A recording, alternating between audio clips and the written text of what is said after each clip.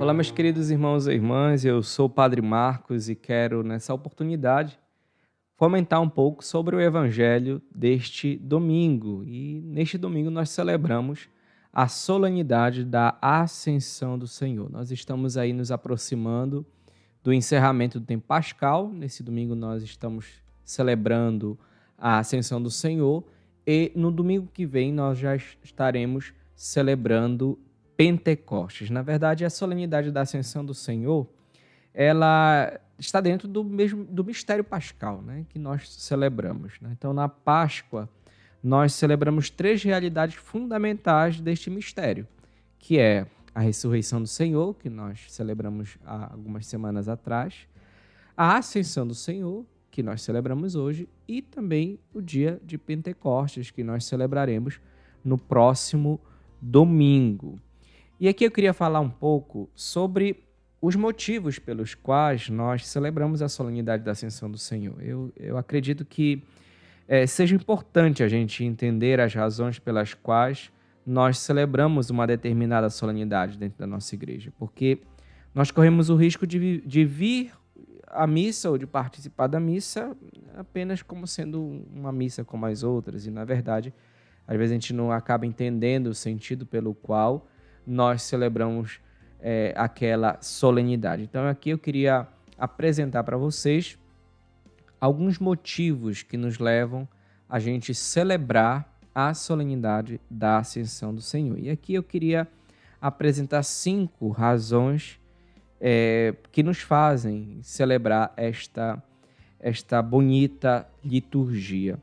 Obviamente, esses 5 pontos que eu vou apresentar para vocês não esgotam o mistério da solenidade da Ascensão do Senhor, né? Então, não quero aqui dizer que são apenas estes os motivos, mas aqui eu quis coletar os motivos que eu acredito que sejam um pouco mais relevantes para a nossa espiritualidade e a nossa vida de fé. Bom, em primeiro lugar, podemos apresentar que o motivo que nos leva a celebrar a solenidade da Ascensão do Senhor é o fato de que a subida de Nosso Senhor aos céus, ela marca o fim das aparições de Cristo ressuscitado. Então, Nosso Senhor Jesus Cristo, ele não mais aparece ressuscitado às pessoas, a não ser as revelações privadas, particulares, né, que a gente sabe, como por exemplo a Paulo, Jesus aparece a Paulo, né? Na verdade, uma luz, né? Jesus fala com Paulo, enfim. Existem também as aparições particulares que alguns santos tiveram a Jesus, mas aquelas aparições públicas de nosso Senhor Jesus Cristo, a multidão, Jesus que aparece de fato em carne e osso, vamos dizer assim, essas aparições elas se esgotam com a ascensão do Senhor. Depois, quando Jesus sobe aos céus, então, ele não aparece mais fisicamente, concretamente, como ele estava aparecendo depois da sua ressurreição, que ele aparece no cenáculo aos apóstolos, aparece também a Maria Madalena, aos discípulos de Emaús, depois aparece na praia ali com Pedro e João, enfim. Então, essas aparições, elas se encerram com a celebração da solenidade da Ascensão do Senhor. Jesus, quando sobe aos céus, ele para com as aparições dele ressuscitado. Então, esse é o primeiro motivo pelo qual nós celebramos, então, a Ascensão do Senhor. Depois, um segundo motivo que nos leva a celebrarmos esta liturgia está no fato de que nosso Senhor Jesus Cristo estará sempre conosco, né? Pelo menos essa é a vontade de Deus para as nossas vidas. Então, depois da ressurreição, nós iremos viver com Deus uma felicidade eterna. Então, a ascensão do Senhor, ela nos faz recordar que aquilo que nosso Senhor vive hoje nos céus é uma realidade também que nós somos convidados a viver. Na verdade, a vontade de Deus para a nossa vida é que a gente viva aquilo que Jesus viveu. Tanto a realidade da dor, do sofrimento pela qual Jesus passou, como também a glória, a ressurreição. Então, nosso Senhor Jesus Cristo já vive aquilo que nós um dia iremos viver. Então, celebrar a solenidade da Ascensão do Senhor é exatamente já ter essa esperança de que um dia todos nós iremos viver aquilo que nosso Senhor Jesus Cristo hoje já vive, que é a felicidade eterna, o gozo eterno. Um terceiro motivo está no fato de que nosso Senhor, quando sobe aos céus, ele senta-se à direita do Pai e ele torna-se ali, para nós, o juiz. Só quem pode nos julgar é o próprio Deus. No fim de nossa vida terrena, haverá, como nós sabemos, 2 julgamentos, né? Então existe um julgamento particular, onde você, depois que morre, você é julgado, ou seja, você já é destinado para aquilo que vai ser a sua vida eterna, ou o céu, ou a salvação eterna, ou a condenação eterna, que é o inferno. Então, esse julgamento particular ele acontece ali no momento que a gente morre. Depois existe um segundo julgamento que é o julgamento universal, que vai acontecer quando Jesus vir em sua glória. E ali, naquele momento, todas as pessoas ressuscitarão.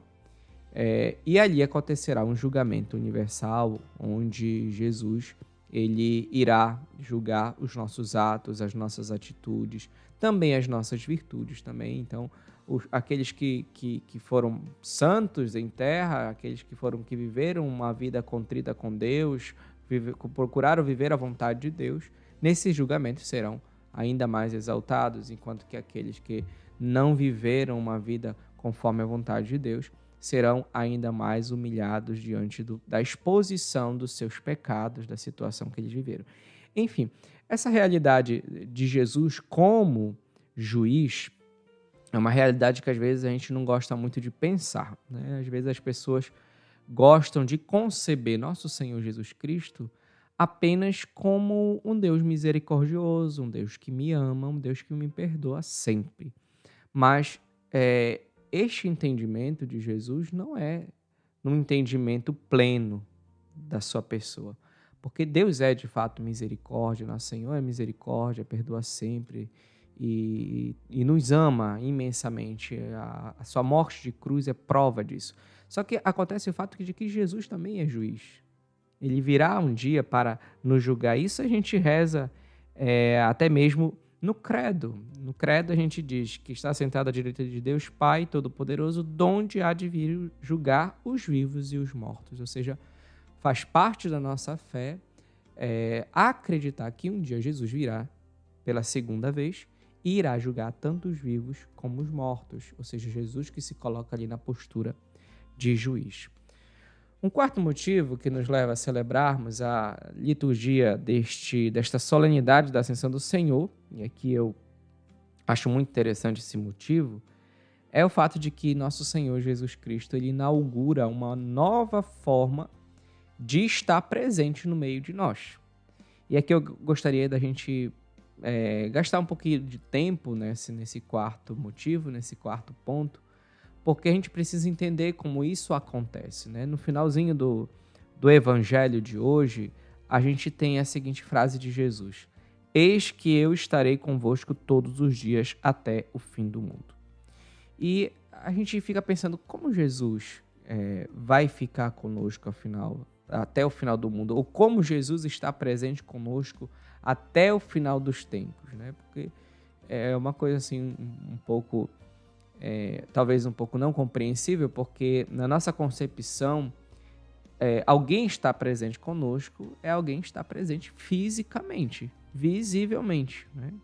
E quando a gente não percebe essa presença física de Jesus, essa presença corpórea de Jesus, visível de Jesus, a gente fica assim um pouco até mesmo questionando o que seria de fato ou como se dá de fato esse ficar de Jesus, esse permanecer com Jesus. Então, a igreja nos ensina que Jesus ele permanece na sua igreja por meio, ou na nossa vida, por meio da ação do Espírito Santo. Então, a ação do Espírito Santo na vida da igreja, na nossa vida, faz com que nosso Senhor permaneça, até porque Ele mesmo nos diz que enviaria um outro defensor. Que enviaria um outro defensor e que nós não ficaríamos órfãos, ou seja, que a gente não iria ficar sozinhos. Então, o Espírito Santo, é aquele que faz com que a presença de Jesus permaneça até o fim dos tempos. Mas, concretamente, como isso acontece na nossa vida e na vida da igreja? Como é que Jesus permanece na vida da igreja? Jesus permanece na vida da igreja, na nossa vida, por meio dos sacramentos. Por meio dos sacramentos, por meio da sua palavra, também por meio da evangelização, da caridade que nós realizamos na vida dos outros.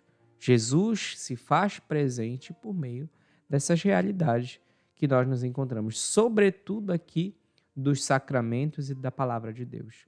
Porque ali no sacramento, e isso a nossa igreja nos ensina, é que no sacramento, seja ele qual for realizado, batismo, eucaristia, crisma, qualquer sacramento, todos eles é sempre o Cristo que age. O sacerdote está ali presente, mas é Cristo que age na pessoa do sacerdote. Tem até um termo em latim que nós usamos que é in persona Christi, ou seja, Cristo que age na pessoa do sacerdote.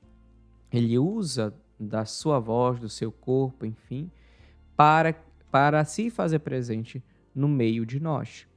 E veja que coisa maravilhosa, né? Porque assim, já pensou que quando você vai confessar, é o próprio Senhor que está escutando a sua confissão, é o próprio Senhor que está te perdoando. Quando a gente celebra a Eucaristia, a Santa Missa, é o próprio Senhor que está ali presente, se dando em alimento para nós, presidindo aquela Eucaristia ali, celebrando aquele sacramento no matrimônio. Então, que beleza! Na bênção, é o próprio Senhor que está abençoando o seu matrimônio, a sua relação. É uma coisa assim maravilhosa, sabe? Esse entendimento que nós temos enquanto igreja sobre a presença de Jesus na nossa vida e na nossa história. E por fim, um quinto motivo que nos leva a celebrarmos a liturgia da Ascensão do Senhor é o fato de que nosso Senhor, Jesus Cristo, quando sobe aos céus, se torna então o nosso eterno intercessor. A carta aos Hebreus diz o seguinte: Cristo entrou no próprio céu, a fim de comparecer agora na presença de Deus em nosso favor. Então nós temos diante do Pai, nosso Senhor Jesus Cristo, que é humano como nós. Na ascensão, a nossa humanidade vai até os céus, a nossa humanidade ela é glorificada na pessoa de Cristo, de modo que isso para nós é um motivo de grande alegria, porque ali a nossa carne, ali a nossa humanidade, ela é exaltada na pessoa do próprio Senhor. Então, queridos irmãos e irmãs, eu quis aqui apresentar algumas razões pelas quais nós celebramos a liturgia de hoje, a fim de colaborar no nosso entendimento da nossa fé, do nosso amor a Deus, da nossa participação na liturgia, participar de forma atenta, né? Participar de forma coerente, de forma dada. Isso é fundamental para que a gente consiga viver bem aquilo que nós estamos celebrando. Então, no domingo que vem, nós iremos celebrar Pentecostes e vivemos agora, desde já, essa preparação para essa liturgia também muito importante na vida da igreja. Que a Virgem Maria, ela nos ajude a vivermos bem os mistérios da nossa fé, na confiança de que um dia nós também iremos encontrar com ela nos céus. Louvado seja nosso Senhor Jesus Cristo, para sempre seja louvado.